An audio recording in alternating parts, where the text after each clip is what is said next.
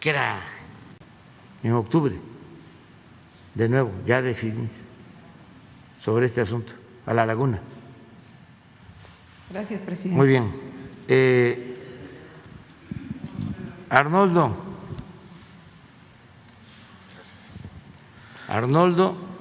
Cuellar, sí, del Laboratorio de Periodismo y Opinión Pública de Guanajuato y de la Alianza de Medios. Buenos días a todos. Gracias, presidente. Presidente, ayer fue asesinado un periodista en Veracruz, Jacinto Romero Flores. Y la semana pasada una periodista del Estado de México, Teresa Montaño Delgado, fue secuestrada durante 3 horas. La llevaron a su casa, le robaron sus pertenencias y también su material periodístico, sus computadoras.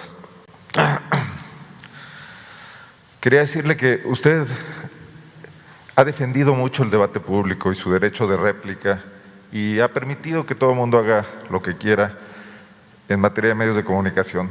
Pero eso ocurre aquí en la Ciudad de México, en el centro del país. En muchas zonas del país eso ya no ocurre. Hay zonas silenciadas, presidente.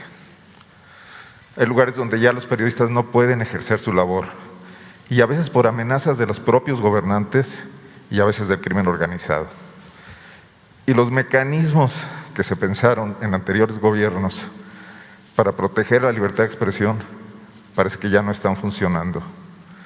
¿No ha pensado replantear esto de manera decidida en la Fiscalía de Atención a Delitos contra la Libertad de Expresión y también en el mecanismo de protección de la Secretaría de Gobernación? Porque hace falta, este debate que usted alienta, hace falta en muchas otras partes del país también. Y no solo tenemos el tema de las amenazas, tenemos el otro tema de que en muchas otras partes del país, Guanajuato es un caso, la libertad de expresión se ve acotada por los contratos publicitarios desde el gobierno del Estado y desde los gobiernos municipales. Y por eso se da una situación casi de pensamiento único, presidente. Me gustaría plantearle esto y qué reflexión nos puede hacer al respecto. Pues yo recibo tu recomendación y lo voy a proponer a Alejandro Encinas, que se haga una revisión sobre el mecanismo de protección a los periodistas, porque en efecto es algo que ya venía, ¿sí? Y nosotros lo hemos continuado, pero a lo mejor no es lo más eficaz, lo más conveniente, y hay que revisarlo. Entonces le vamos a pedir a Alejandro que se vea a fondo sobre esto. Y es muy lamentable, desde luego, estos asesinatos de periodistas, y decirles a todos los comunicadores de que cuentan con nuestro apoyo, con nuestro respaldo, y que no aceptamos autoritarismos de ninguna autoridad, de nadie, y tampoco de la delincuencia organizada. En ese caso de la delincuencia organizada y en cualquier caso, que se sepa, aunque lo ideal es que no se le haga daño a nadie, pero si se comete un delito, se va a buscar por todos los medios, como lo hemos hecho, que no haya impunidad. Les pongo el caso de este joven que fue ultrajado, asesinado en Mérida. Eso es un crimen de odio. ¿Sí? Y no se va a permitir. Y no es nada más una actitud de los policías, no solo el que ejecuta, sino el que tolera ese tipo de atrocidades. Entonces, hoy volví en la mañana en el Gabinete de Seguridad a tratar el caso. Se tiene que ir a fondo y castigar a los responsables.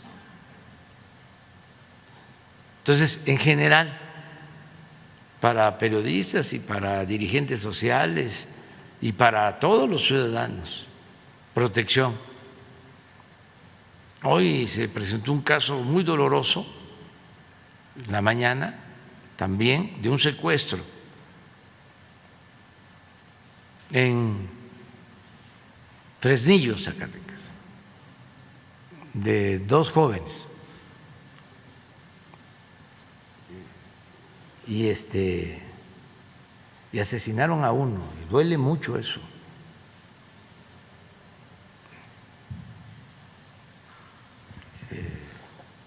Presidente, en el tema en el tema pero se detuvo a toda la banda,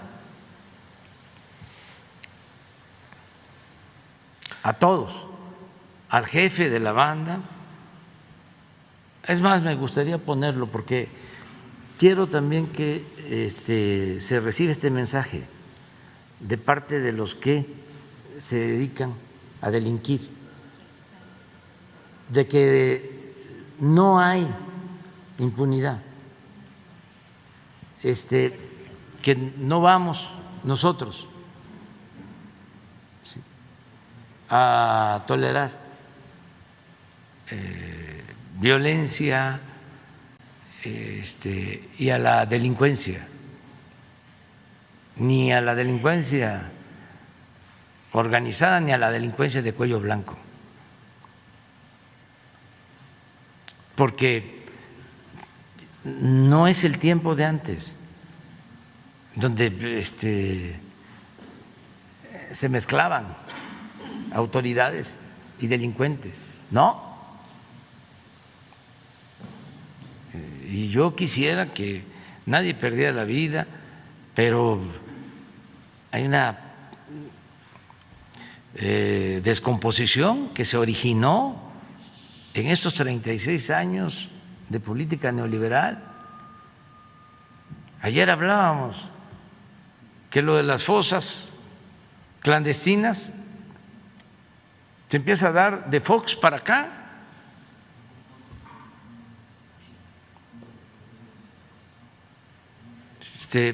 Era muy raro que desaparecieran, solo en la época del autoritarismo, de la guerra sucia, de los años 60, de los 70. Una nada más. ¿Ni los detenidos? A ver. Sí. Estas son víctimas.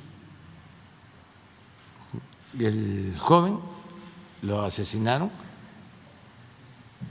la muchacha se rescató, se agarró a toda la banda, incluido un extranjero.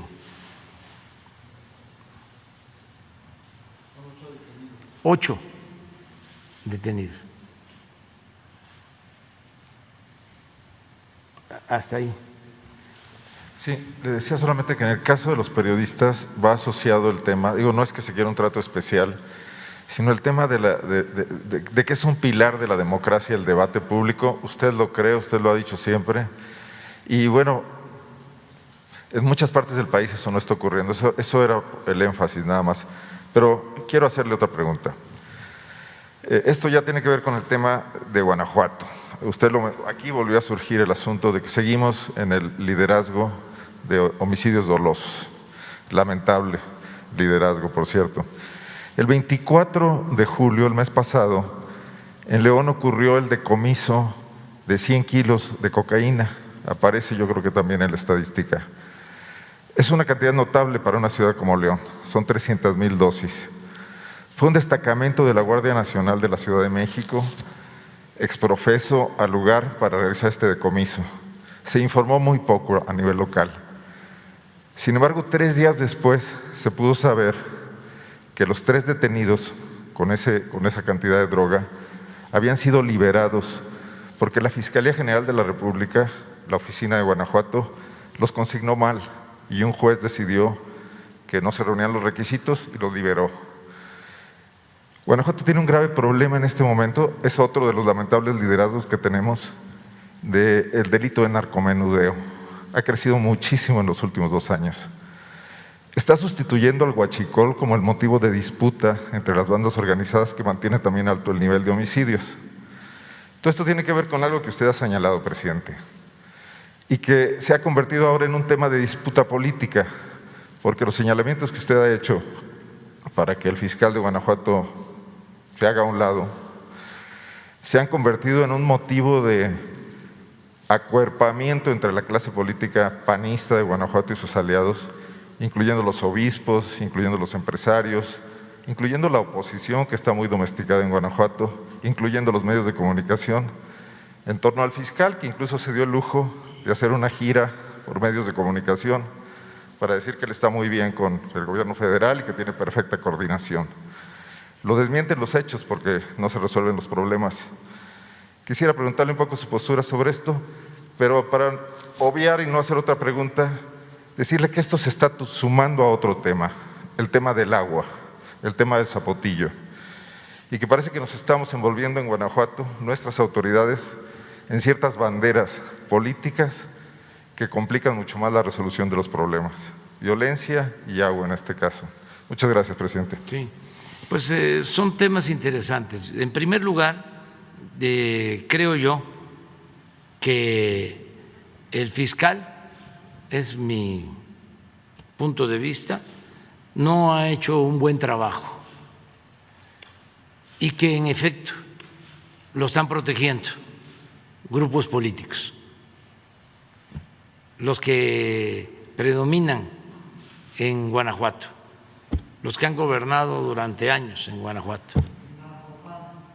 O sea, es una protección, pero esto perjudica al pueblo de Guanajuato, porque una cosa es la cúpula y otra cosa son los ciudadanos. ¿Cómo no les va a perjudicar si es el estado con más violencia? Si de todos los homicidios diarios, el 15% en promedio se cometen en Guanajuato. Entonces, ¿cómo van a mantener al fiscal? Nada más porque pertenece a una organización política.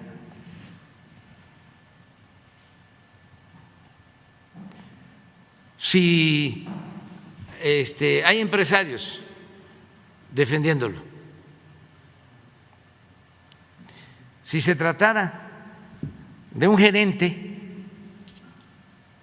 de una fábrica que no cumpliera con su responsabilidad, ¿lo sostendrían en el cargo?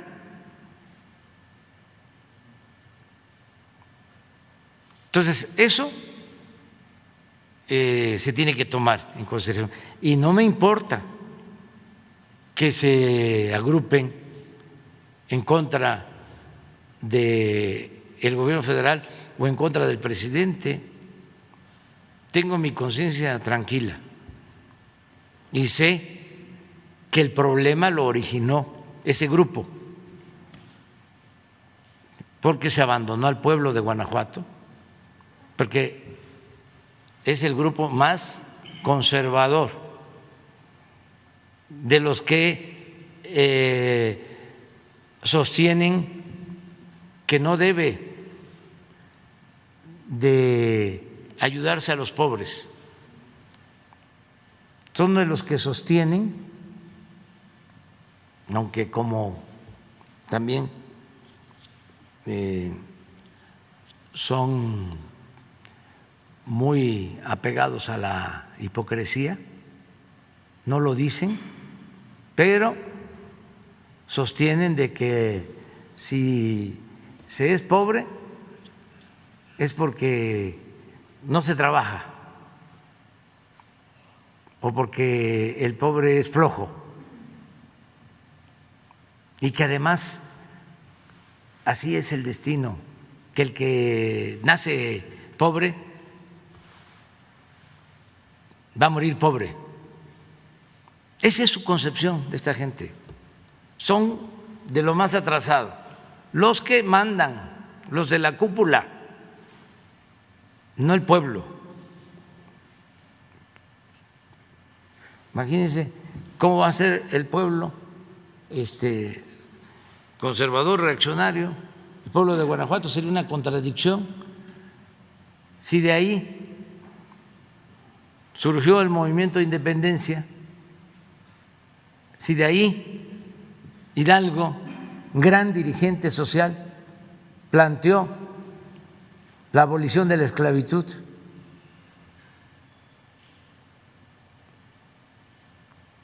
Entonces, sí es un asunto que amerita atención y siguen con prácticas antidemocráticas. Yo recuerdo en el 2006,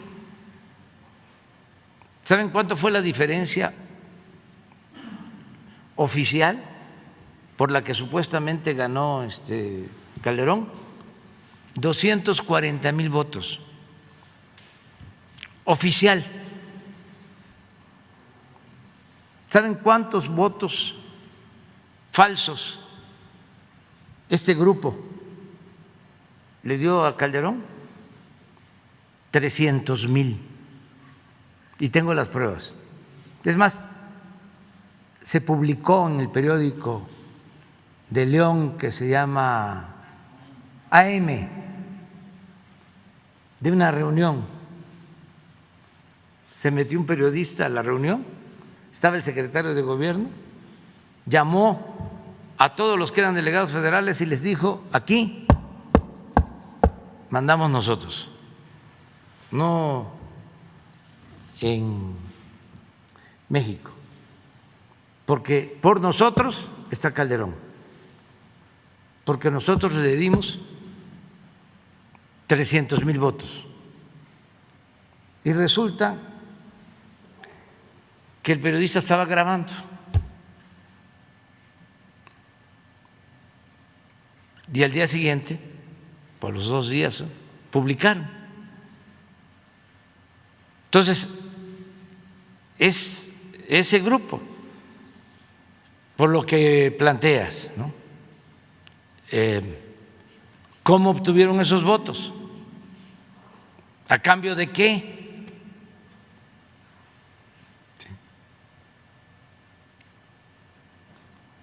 ¿Cómo? Contaron con la complicidad de grupos para obtener votos falsos, para llevar a cabo el fraude. Entonces, esto es lo que está sucediendo, es lo que está pasando. Por mantener a costa de lo que sea el poder, sin honestidad, sin escrúpulos morales, se descompuso la situación social en Guanajuato y por eso se padece de la inseguridad. Y acerca de lo del agua, lo mismo. Por hacer negocio, el mismo grupo decidieron ir a Guanajuato y hacer una presa, a Jalisco, para inundar 3 pueblos, pero ellos entregaron los contratos a empresas españolas. Lo mismo. Igual. ¿Mande? Sí, Fox era presidente, exactamente. ¿Y qué iban a estar consultando? No.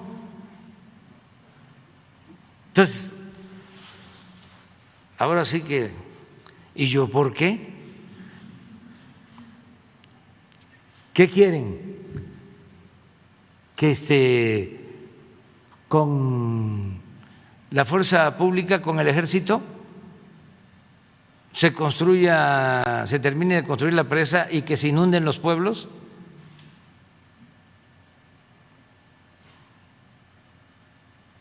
Hasta mucho estamos haciendo, salvando,